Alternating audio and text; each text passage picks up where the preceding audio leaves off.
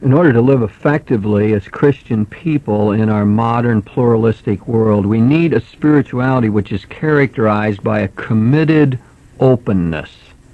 We have to find a way to be both committed and open. Now this approach that I'm going to be talking about here stands in opposition to two other extremes. One is exclusivism and the other one is a total relativism. Now, when I'm talking about exclusivism, a little story comes to my mind.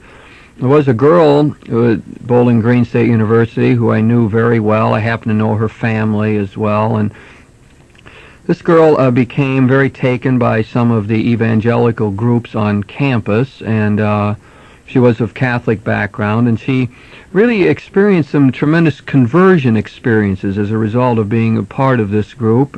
She became very taken by the gifts of the Holy Spirit. She had very striking type experiences, and she began to speak in tongues and many of the things that characterize the modern evangelical revival. Well, all of that was fine and well for this girl, but at one point she went home to her family, who I happen to know her parents, really good people, committed Catholics, went to church regularly, taught CCD, were involved in the community and so on, and she told her parents that she didn't consider them to be Christian anymore, and that they were not going to be saved because they didn't have this striking experience that she had, nor did they do things like speak in tongues. Now, in my mind, that is a perfect example of what exclusivism is all about. Religious exclusivism means that somehow one group thinks they have a monopoly on God's truth. They walk in the light, and everyone else is in the darkness. When we try to go back to some of the roots of this outlook, I mean, we can see it throughout all of religious history, really, where groups have felt that they were privileged, that they were the chosen ones, and everyone else was outside of the pale of God's salvation. I'm afraid many Catholics grew up with that notion. Many Catholics were taught that only Catholics were going to be saved. And very often Catholics had trouble with that because they had good Protestant friends, for example, and they never could quite figure out how they fit into this scheme of things. But I know many people who were taught that really there was no salvation outside of the Catholic Church.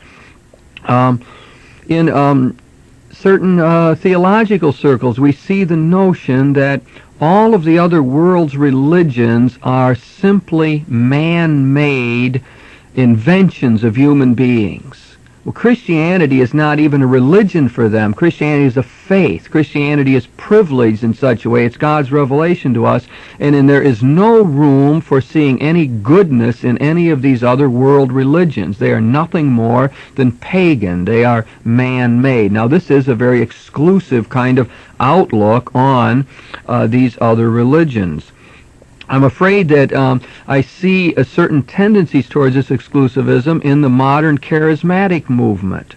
Now, the charismatic movement, like any religious phenomenon, is mixed. There are good things about it, a lot of the Christocentric piety, the importance of the gifts of the Spirit, the emotionalism, the return to the Scriptures, great feeling of community, some excellent prayer life, and so on. All of those are positive things. On the other hand, I do see this danger of exclusivism. That is, the group thinking that their piety is the only piety, that their spiritual way is the only one. And anybody who doesn't think that way is really out of it. Very often, I was talking to a man one time who, at a charismatic convention, who told me that, well, after this convention, he was getting a lot of help and enlightenment, and he was going to go back and convert his wife. And I said, oh, you convert your wife, huh? I said, well, what do you mean? He said, well, she's a Catholic, he said, and she goes to Mass regularly, but she's not charismatic. I have to go back and convert her to that. And I thought, here is a notion of this exclusivism which has taken over some of the modern movements. Now, all of that would be fine if it didn't have such dire ramifications. That is, religious exclusivism has been the cause of much of the trouble in the history of the world.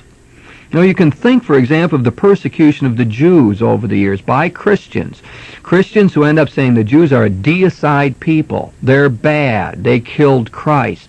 Therefore, they deserve to be punished. We find this throughout all of Christian history, and of course it reaches its epitome in the terrible event of the Holocaust in Nazi Germany, where we find the roots of religious prejudice often the operative in this persecution of the Jews.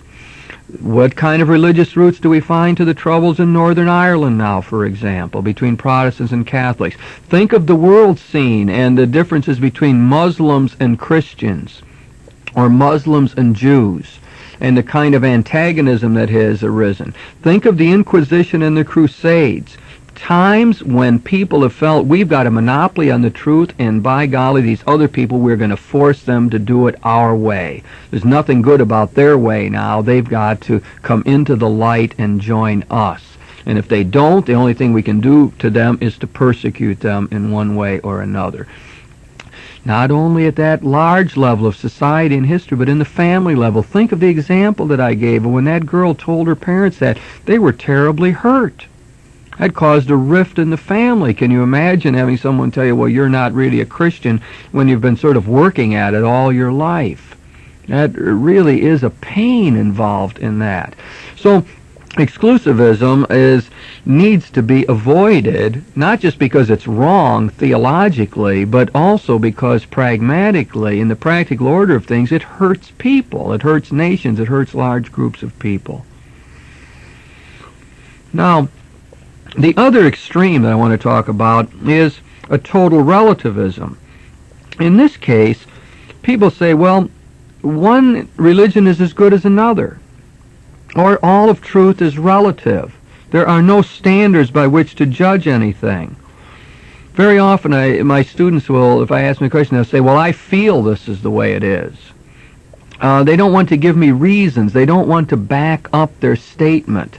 They don't really accept the notion that you could argue it out, that there are standards by which to make judgments about the truth or falsity of particular positions.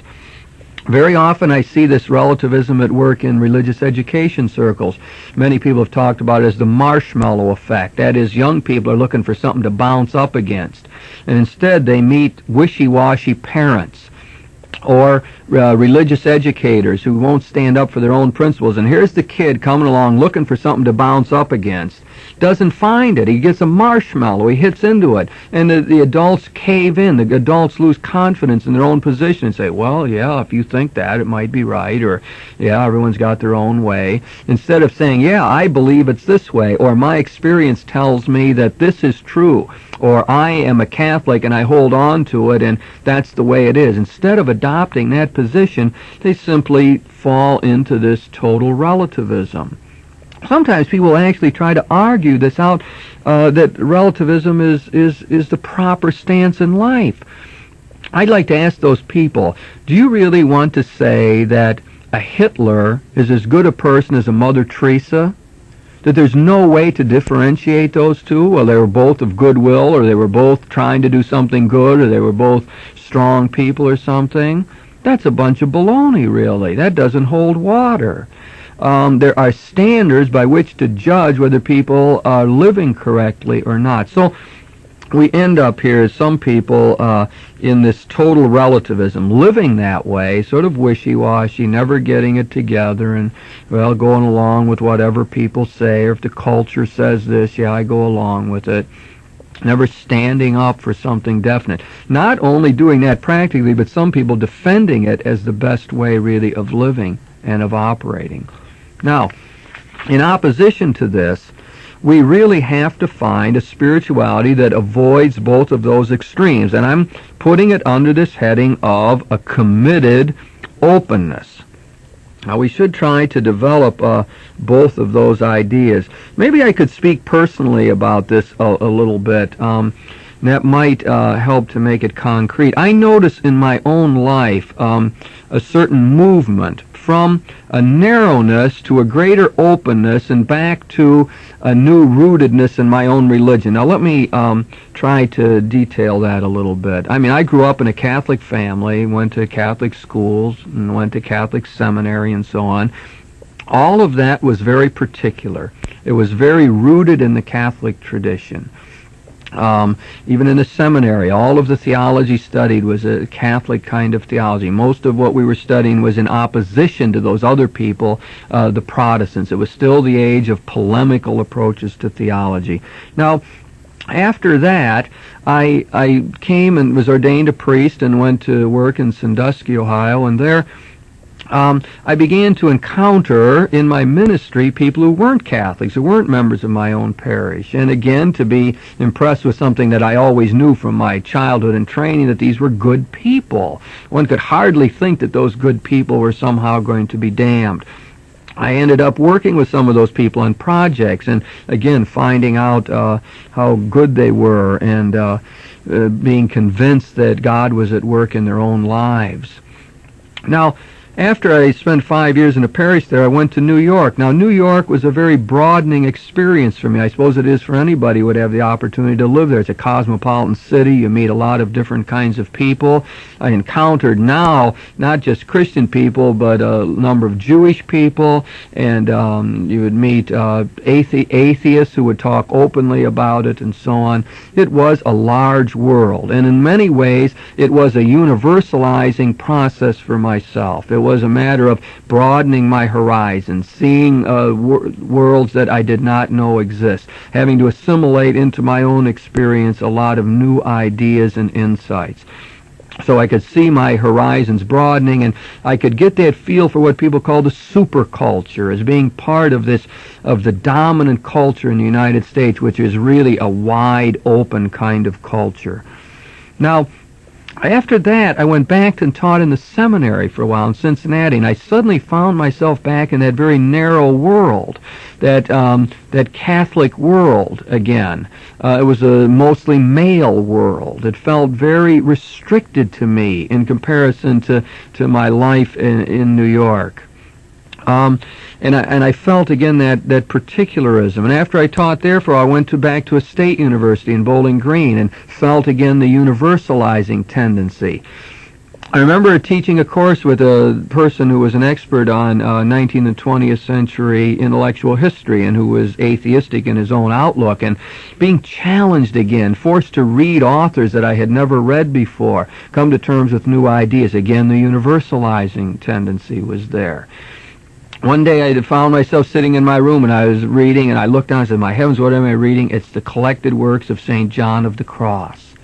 What was I doing? I was back there rerouting myself in my own tradition again. Well, the story of my own experience there is valuable only as a catalyst for your own, in order to see if in your own life you don't find those two tendencies at work, what I would call an original particularism. We're all born in a particular family. We grow up in a neighborhood. We're given a set of values and so on. That is unavoidable. The process of education, of growth in our life seems to be one that opens us up, gives us new horizons, a universalizing tendency. Some people, it seems, stop there, and just adopt sort of a mindless open-mindedness. But I think there's another tendency you might find in your own lives, to the need to reroot yourself, to appropriate your own tradition again in a new way, to find out again what it means to be a Christian person. Go back to family, traditions, and all of that. So I think that in our own lives, all of us in our own way, and we each got our own story, we'll find those two tendencies: particularizing, narrowing, and also this openness and universalizing. Now, maybe that sets the stage now for trying to see the theology that lies behind this committed openness that I'm talking about. Let's talk about the openness first of all. Now, to be open means, I think, to believe that God is revealing himself always and everywhere in our world. God, the God that we Christians believe in, is one who wills the salvation of all people. And because he wills people to get to heaven to be saved, he has given himself to them. He's communicated his very being to us humans. He has done that in order to draw us close to himself. Now, this universal salvific will of God and this grace that he gives to us produces in us a change. Every human being who's ever lived has been modified by that self-giving of God. You can't be touched by God's hand and remain the same. He makes a difference. His word never returns to him empty. It touches, it changes, it inflames, it illumines. Therefore, every human being who's ever lived has been touched in that way by the grace of God. If they've opened their heart at all to this self-giving of God, they have received his grace. They have inside of themselves what I'll call a universal revelation, an inner word spoken by God. It might be the word of conscience. It might be the impulse to do something good. It might be an enlightenment about what is true and good and beautiful about our world. But everybody has that inner word in them. Anybody who's opened their heart to God, even a crack. And all of those people who have done that, who respond positively, are exercising faith, the kind of faith that will get them to heaven. So you see, we have a whole chain here. We have a God who wants people to be saved. Therefore, he gives himself to people. And when people accept that, they are involved in a saving faith that will get them to heaven one day. That is why the Second Vatican Council, in Article 16 of Lumen Gentium, the document on the Church, could tell us that God does not withhold his saving grace even from those people who have not yet learned to call him by name. Those would be the atheists in our midst, the good people who follow their conscience but have not yet learned to call God by name. God does not withhold his saving grace from them. Now that is an extremely open statement. That is a universal kind of outlook. It puts us in a position of appreciating the goodness that we find in other people. It tells us that other religious traditions can be a vehicle of God's truth. Rather than looking on them just as pagan creations of man, we can see them as means that God has used to communicate himself to particular groups of people. Second Vatican Council suggested that we take a very positive outlook on these other religions, so that we should see the Jews as people with whom we share a heritage.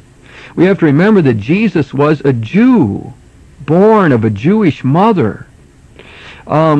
All of this tells us that we could never think of the Jewish people as a deicide people, that would be a terrible thing, that the Jews have a place on the world stage. They are one of the world's great religious traditions. In fact, in Paul's mind, they remain God's chosen people. So that our attitude towards our Jewish friends should be one of respect for the beautiful religious tradition that they have. The Second Vatican Council reminds us of our common roots with Islam, so that in the Quran the Muslims read about the one God, Allah, the God who is the father of Abraham, Isaac, and Jacob, and the father of Jesus as well. That they recognize the Virgin Mary. They recognize the Jewish people as the people of the book, as they say, and they recognize Jesus as a prophet. They have certain ethical teachings with us that they hold in common. All of this is good to remind ourselves of in this day of the renewed interaction between Christians and Muslims, of what we have in common. We're reminded that in the Second Vatican Council as well of the Eastern religions and the positive truths that they proclaim about life, about the human condition, and in some cases about the one God that we worship. So we have here the basis for a universalism. There is no room for Catholic people now to be exclusivist. There is no way that the modern charismatic movement within the Catholic community should take us away from the great advances made by the Second Vatican Council. We cannot go back into a stage where one group of people thinks they have the monopoly on God's truth. Now, if all of this is true, then it means that we need dialogue. The dialogue that goes on among people is not just a game in order to get people converted in some way, but it's an honest search for the truth. That means when I talk to you people, I should listen because I can learn something. That means we can learn something about how to live better from our Jewish friends. That means our Protestant neighbors can tell us some things about how Christianity ought to be lived in this world of ours. We enter into dialogue not as a game or a device, as a technique, but as an honest search for a truth that always remains greater than any one of us ever possesses. So, this is something of what I mean by an open kind of attitude. Now, on the other hand, we have to have commitment. That is, that we have to find ourselves giving ourselves over to a particular religious tradition. We have to be kind of people. We can't be sitting on the fence. There's nearly no room for saying one is as good as another. We have to stand someplace. Now that again is rooted in a theology. That is rooted in the notion that the great God has revealed himself in particular places and at certain times. He doesn't give a universal philosophy to us. He's spoken through a person primarily who lived in what we call the Holy Land, which is present-day Israel, who lived 2,000 years ago, who was born of that Jewish mother. He is a particular concrete person. He speaks a message to a particular group of followers. There is nothing airy about it, floating around in the sky. It's not a vague philosophy or idealism. It's not an ideology. It is a commitment to a particular person. We Christians believe in incarnation. We Catholics are especially strong in the notion of incarnation, that God has put his grace into the material world, that the particular things of life are precisely where we meet our God, not by floating off into the sky, but by meeting him on a day-to-day basis in all of the events of our lives. So, what we have to do, it seems to me, in this day and age, is reappropriate our Christian heritage. We have to make sure we're proud of it. We have to learn something about it, first of all. In this regard, one of the things that gets me is that when people say they have to go to the Eastern religions to learn about meditation. That's happened. People take TM courses and read the popular books and so on. Well, right within our Christian tradition, we have this outstanding teaching about meditation. We have techniques given to us. We have the Jesus prayer out of the Eastern Christian monasteries. We have the great techniques of St. Ignatius. We have all these different ways, the imaginative approaches and so on to meditation, which we could mine those riches. So that what we have to do is know our tradition. We can't think we got to float off to some other approach when we've got something good right here. We have to understand that our history is a checkered one. True, it's good and bad. We've got our crusades and inquisitions, as well as our great saints and the people who built hospitals and the people who have cared for the poor and Mother Teresa. We have all of that, a mixture of good and of bad, no doubt about it. But that's our heritage. We have to come to terms with that and accept that particular fact, that our past is a checkered one. That is part of what I mean by appropriating this Catholic heritage. I think we have to be to a case in position where we are proud of that, where we feel good about it, where we're confident of it. We don't say, well, I happen to be a Catholic, or I happen to be a Lutheran, but where people say, no, this is where I stand. I was raised here, I find riches in it, and it really helps me. This is getting away from the marshmallow effect. If the adult generation would say to the young people things like that, yeah, I find enlightenment in my tradition. My Catholic faith is what gives me strength in the tough times. It's what helped me cope with life. And I'm happy with it. And I'm willing to tell people that. Not in an abrasive way, not in a way I'm going to cram it down their throat, but in a quiet, sort of confident way. This is where I stand, and it is helpful for me. Why don't you come and look at it? Now, We can't let these two notions just sit there side by side in our spirituality. It's not just a matter of being open on Monday and committed on Tuesday, or oscillating between the two. What we have to find is an organic unity between them. And I think that unity is based on the notion I started to develop there. That is, that commitment is what leads to openness. That it is precisely when we are confident of our own position that we can listen to other people. You ever notice that in your own life? If you're feeling defensive and not sure of yourself, then everything the other person said seems more like an attack. And it's impossible to dialogue because you want to strike out or you want to withdraw from the whole scene or something. We dialogue best when we're feeling good about ourselves, when we're confident of our own position.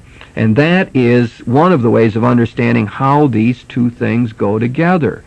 When we have appropriated our own heritage in a good way, when we've discovered our own roots, as people talk about it today, then we're in a position to listen to other people. We Christians ought to be the ones who feel that Christianity is the home of all truth. There's nothing foreign to the whole business here. Nothing to be afraid of in dialogue. They have these films out, The Long Search, and it's on the world's great religions. And we showed them to students in the dorms on campus. And I was sitting there watching the one on Hinduism with a group of students. And there was a young girl there who was very agitated and very upset. And she said to me, "Aren't you afraid to watch that?" It was portraying Hinduism in a very positive light and seeing what was good about it. And I said, "No, not particularly." Why? She says, "It scares me. I'm afraid it's going to shake my Christian faith." And she says to me, "Aren't you afraid? Especially you who are a priest." And I said to the girl, "No, I really am not afraid of watching this. I'm very at ease in watching. In fact, as I'm watching it, I'm hoping to learn something. I don't need to feel threatened by it. I believe that this Hinduism is a vehicle of God's grace. And I believe they got good insights into how to live. I believe I can learn something of it. Whatever they have that is true and good, I feel can be appropriated into my own Christian outlook and my particular Catholic heritage." But the girl was very afraid, and I really couldn't convince her of any other approach to this. Now, it helps to exemplify the point I'm making, that it is confidence in one's tradition that will allow one to be open. I think we need models of this in our world, and I wonder if we don't find one in Pope John Paul II. Now, a lot of people disagree with many of the things that he is saying about internal church matters and so on, but it seems to me he represents in his own person this committed openness. The man goes and he kisses the earth in whatever country he goes to. He talks about the human family, and I think he really believes it. When people hear him, they do feel as though he's their friend. He's the friend of all human beings. On the other hand, he's obviously committed to his Catholic heritage. He's proud of it. He doesn't play it down at all. He speaks openly about it, and he tells people what he thinks in no uncertain terms. I think that he, at least in this one area, has found a way of combining these two things, a commitment to his own tradition combined with an openness to truth wherever it is to be found. All rights to this talk are reserved by St. Anthony Messenger Press, 1615 Republic Street, Cincinnati, Ohio, 45210.